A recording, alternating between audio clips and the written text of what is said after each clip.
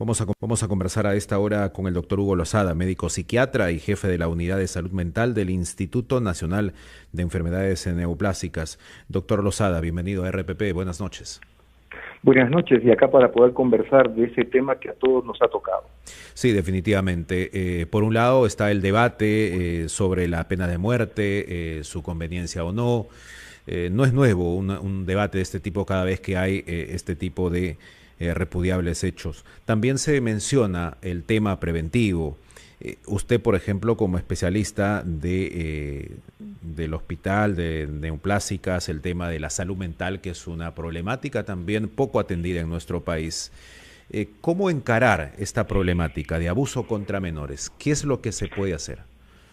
Bueno, en primer lugar, es una responsabilidad de la sociedad en su conjunto, de las autoridades y sobre todo también de los padres. En este triunvirato, de alguna manera, tenemos que encontrar estrategias que realmente pueden preservar realmente a nuestra niñez. ¿Cómo cuáles, por ejemplo? Por ejemplo, las campañas mediáticas, lo que están haciendo ustedes para sensibilizar, por ejemplo, es muy importante. Yo me acuerdo hace varios años, hubo este eslogan, este spot que salía a los niños, dirigido a los niños que deberían aprender a cuidar su cuerpo. Hasta tenía una canción muy pegajosa, que de alguna manera, que lo que hacía es que el niño también tomara conciencia, de alguna manera, que nadie podía realmente tocar su cuerpo. Nadie tenía el derecho, ¿no? Y realmente tuvo un efecto bastante interesante, pero estuvo un buen tiempo y de ahí desapareció. Muy posiblemente esto salió a raíz de hechos mediáticos como el que estamos viendo actualmente.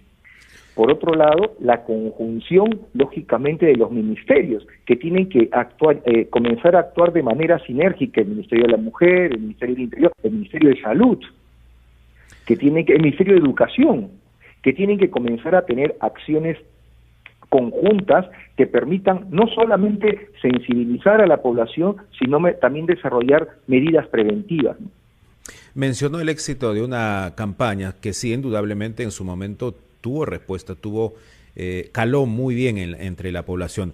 Pero esto quizá es el ejemplo de lo que pasa con nuestras autoridades. Hay iniciativas, se emprenden cosas buenas, positivas, sin embargo, no son, digamos, políticas sostenidas, es decir, no se mantienen que vaya más allá de un gobierno, más allá de una gestión ministerial. ¿Esto es el problema también? Sí, indudablemente uno de los temas que tenemos nosotros en todos los ministerios, tuve la oportunidad de haber sido director nacional de salud mental hace unos años, y una de las cosas es de que en realidad se trabaja, pero después no hay continuidad. Llegan las nuevas autoridades y es nuevamente borrón y cuenta nueva.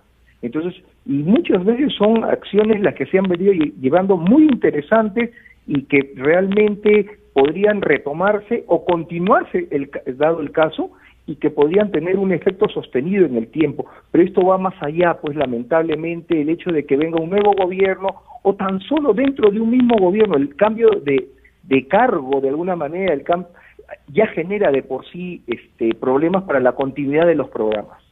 Mencionó usted, doctor, un triunvirato. Me gustaría que con su experiencia, nos brinde también algunas recomendaciones para los padres. ¿Qué debemos hacer los padres?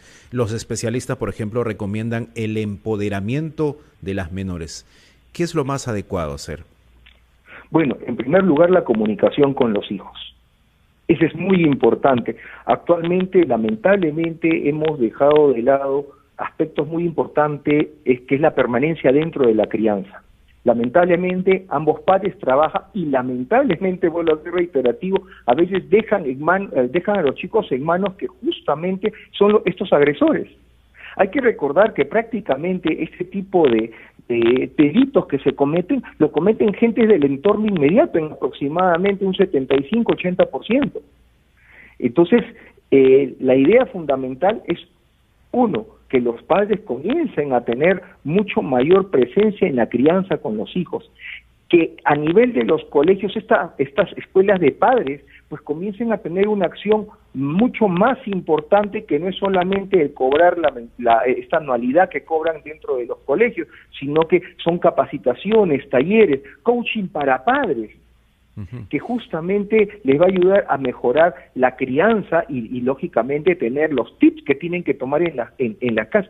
Y ahora también, por último, también hacernos uso de la tecnología. O sea, no es posible que como padres estemos ajenos, por ejemplo, dónde están entrando nuestros hijos en el Internet, en este famoso, ahí donde se están, lamentablemente, vuelvo a ser reiterativo, también es ahí el centro de acopio de todos los pederastas, que son esta gente que lamentablemente se mete con los niños. Exacto. Entonces hay acciones realmente de alguna manera muy simples que realmente podrían tener un contexto pues preventivo para evitar este tipo pues de delitos que lamentablemente, vuelvo a hacer porque no hay creo otras palabras al respecto, no tengamos que estar pasando estos momentos tan duros y sobre todo para las familias. ¿Qué hacemos con los violadores? ¿Cuál es el perfil de estos individuos? ¿Qué ha podido analizar usted? ¿Cómo explicarse que alguien como este sujeto que ha confesado el crimen de la niña en San Juan del Lurigancho tenía antecedentes por estos delitos y estaba suelto, estaba en la calle, a merced, buscando otras víctimas?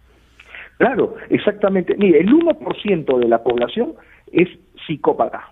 Es ahí esa prevalencia. ¿Qué es un psicópata? Es un trastorno de personalidad, donde estas son justamente donde se ven este tipo de personas que son los violadores, que son personas incapaces de ser empáticos y cometen este tipo de execrables crímenes, lamentablemente.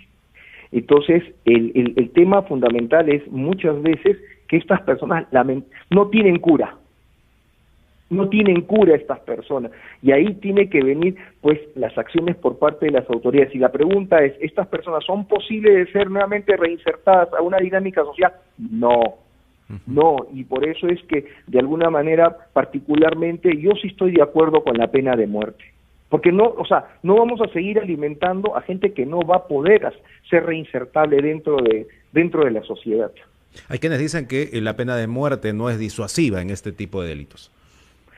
Pues, mire, eso es discutible, eso también es discutible, pero acá el tema fundamental es también la figura, ¿qué hacemos con alguien que socialmente hablando no va a ser reinsertable nunca más?